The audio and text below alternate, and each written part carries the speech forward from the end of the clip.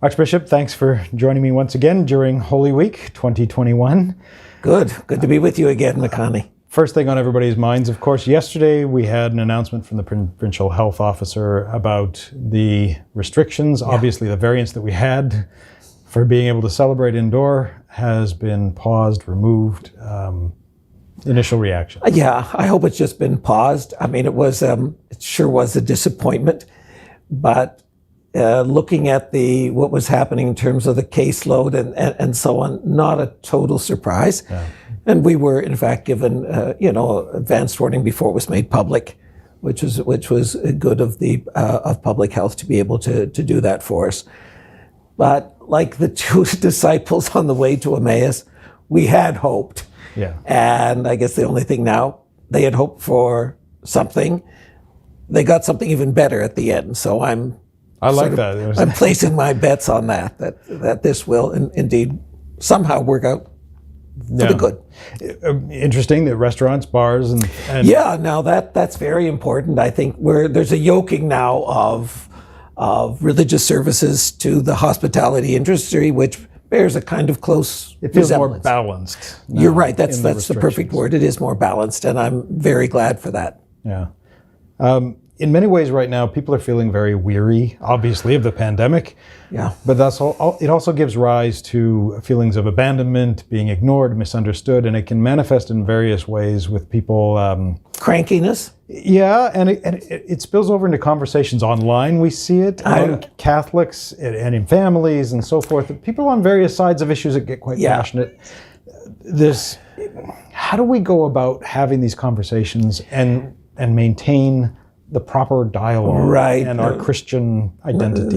This is, of course, an old question that's come to the surface. I mean, anybody who's had lively, to put it mildly, Thanksgiving dinners or other occasions with family members when a topic has been raised and people get, I think, unduly connected to their own position and simply dig their heels in.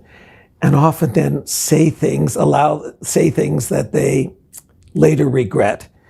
And online, of course, makes this so much easier. You're not facing the person across the dinner table. Yeah. You can't at the end hug them and say, let's put this behind us. And I think as people who want to follow the gospel, we have to learn to rein ourselves in, and that we cannot give ourselves license to say or to write things that we would never dream of doing face-to-face to a person. We need to always kind of respect the opinions of others, be striving for the truth, not be proud about our own positions.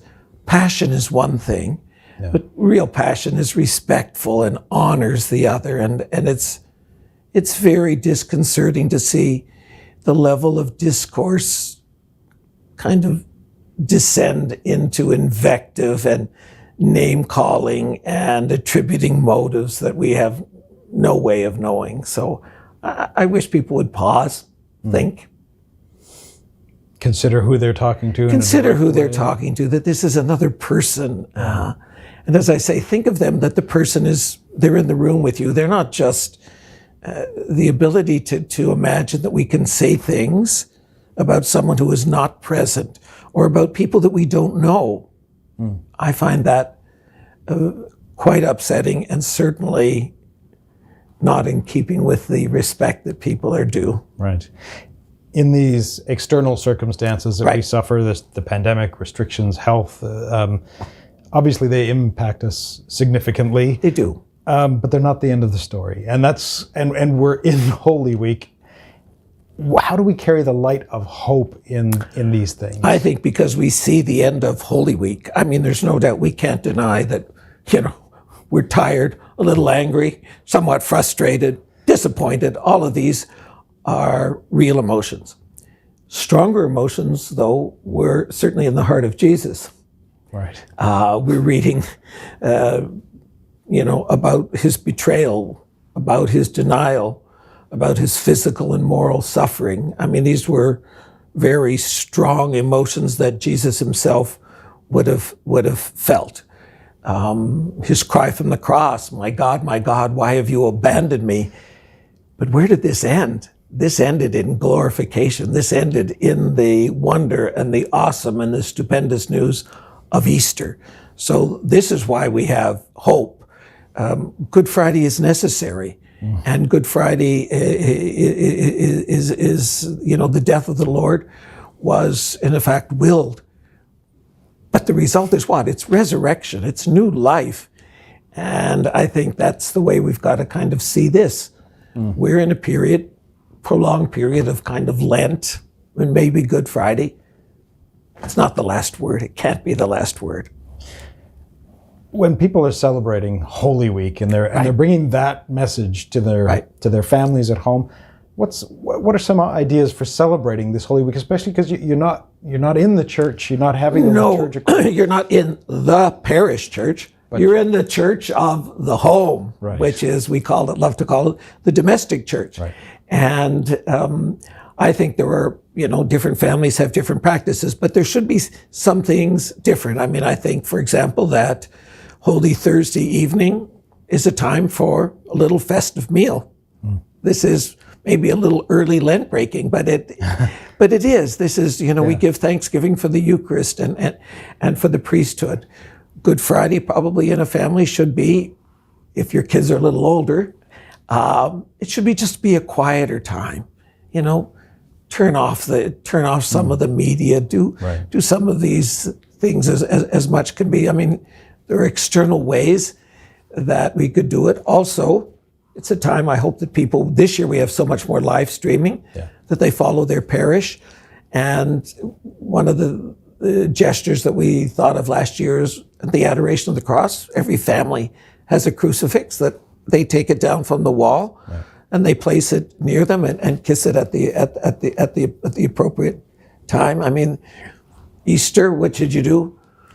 Everybody's got candles, scented or not, but there is a time that, and you say, now I can see the candles doesn't just smell good or look good.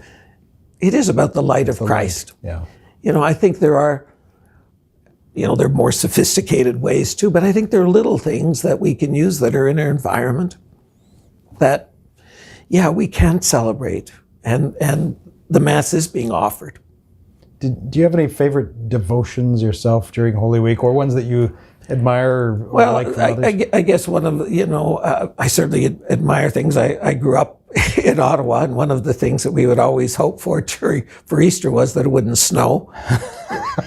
And we usually, but not always, got that wish. For myself, I've always thought of Good Friday as being a day of quiet. Of real quiet, reflection, austerity, that and good and Holy Saturday, usually spent preparing a homily, so it's quiet.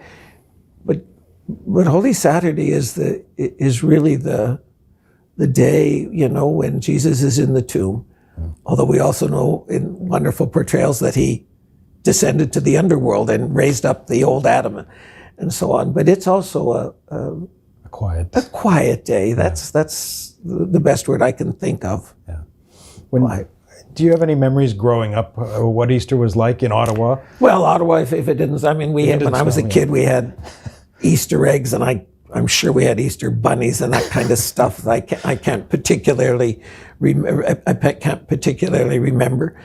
Easter, though, unlike Christmas, was more, just a religious celebration. It wasn't as connected with other things. No external trappings. Not so much. You had a good ham dinner and things like that, but it didn't have the external trappings. Probably because, before the changes, the liturgical changes,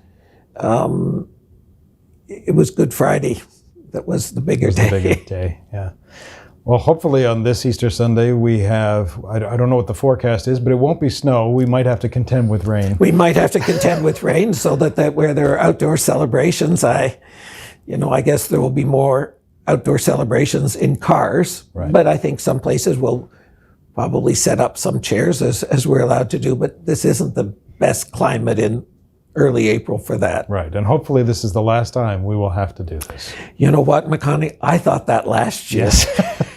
But I think this time, I mean, since we've got the vaccine, it is the last time. Thanks be to God. Thanks again, Archbishop. Thank you, McConaughey. Happy Easter. Happy Easter to you and to all.